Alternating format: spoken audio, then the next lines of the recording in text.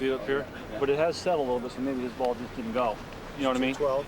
212 total, but that's the way it's coming. But it's just not howling, but that's where it's at. Electing to hit a 4-iron. You're talking about moving that ball right to left, so it is a lot easier on his back. I know, having a bad back, when I have to cut the shot, I had such a hard time on tour, so it was much easier working the ball right to left. This is just one of his advantages, besides being a great player, but his length, you know, on this tour gives him such an advantage. I mean, here he is with a 4-iron instead of a 3-wood like O'Meara hit. The other thing is he can launch it. He can hit it high with a draw. Like that? Oh, man, how good is this? Fred Couples will have that for eagle to get to within 1 of the lead.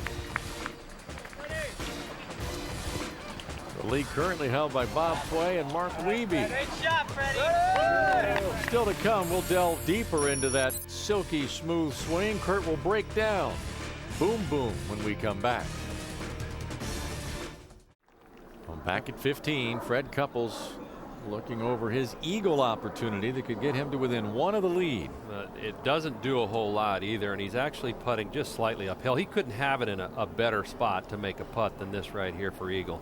Oh, you're so right about that. In fact, he didn't know how close it was till he got probably 30 yards from the green. He was going, sweet.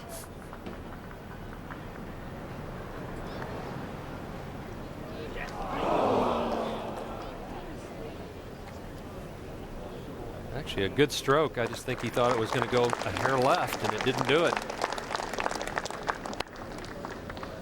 Fred Couples on the tee. Well, we've been talking about how well he's driving the ball and how straight he's driving it, averaging 300 yards, just a tick over that. And another good one there. This fairway tilts a little bit from left to right. That's why it's in the right first cut. Good shot. Love this swing. It hasn't changed in at least 30 years. I've known Fred since he was about 20 years old, and it looked pretty much like this when he was in college as well. You can see he gets past parallel at the top of his backswing.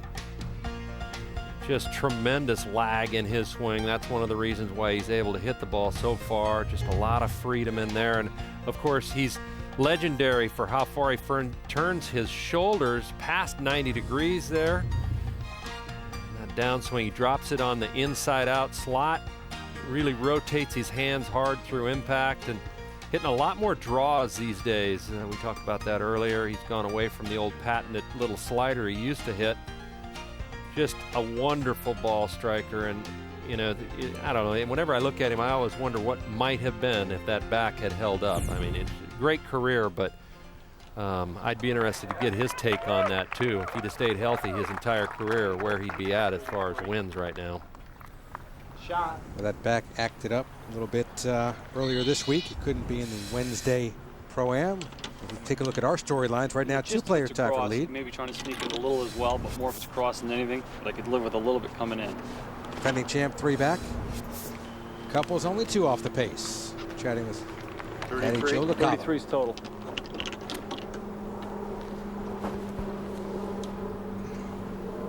Good lie in the first cut of rough. Talk about that whole location being on the right side of the green. Ball a little bit below his feet. And again, it's easy for him to cut the ball. That's the way he played his whole career. But as we talked about, starting to move the ball more right to left. 9-iron in hand.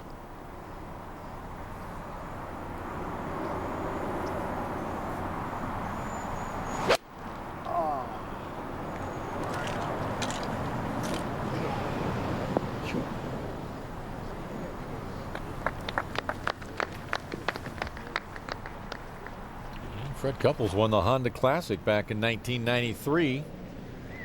Fred Couples for birdie. This to pull within 1.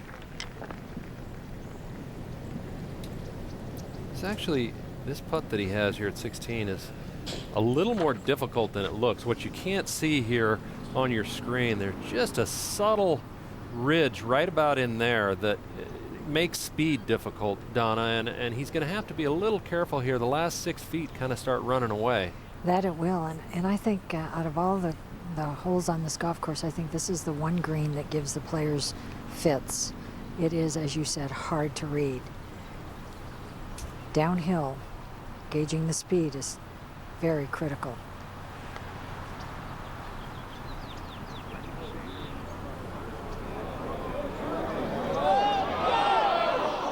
That's well done. I mean, he just had to ease it down there. Good putt.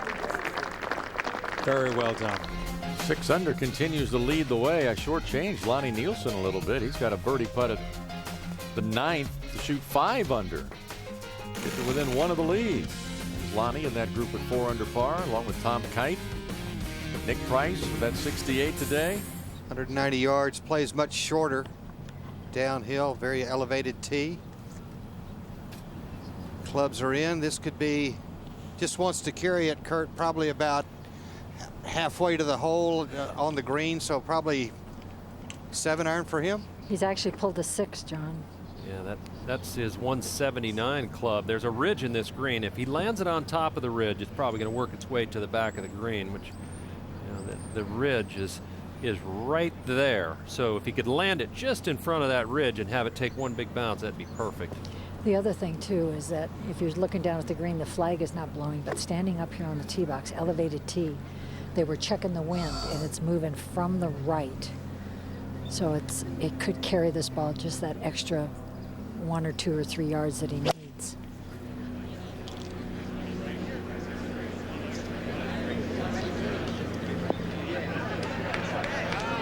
Well, it looked to be the right club.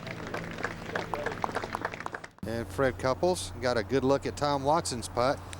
And that he did, and it's been our experience the years that we've been here that the players, it's real easy if you haven't been here a lot to underread this putt. I think it's so much easier to play a little bit more break and hit a little bit easier. Halfway to the hole, everything starts going down to the hole, so Kurt's one of those you just want to drip down there. Well, he was definitely eyeing Watson's putt almost on the same line, so should have a good idea.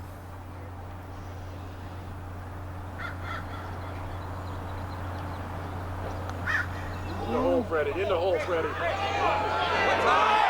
Ooh, just a little too much heat.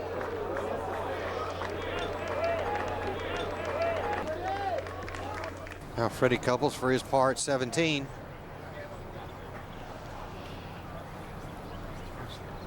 Firm inside the hole right.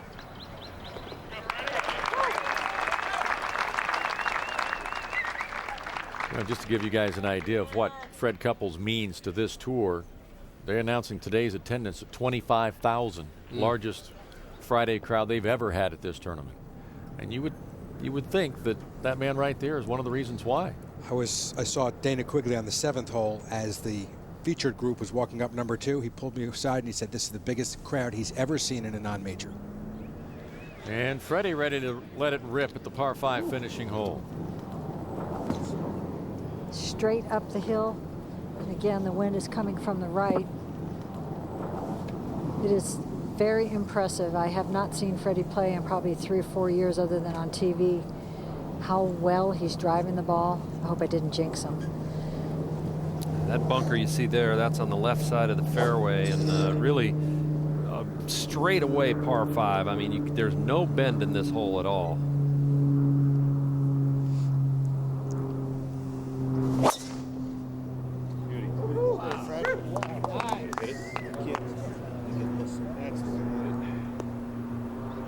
Just doesn't get any better than that.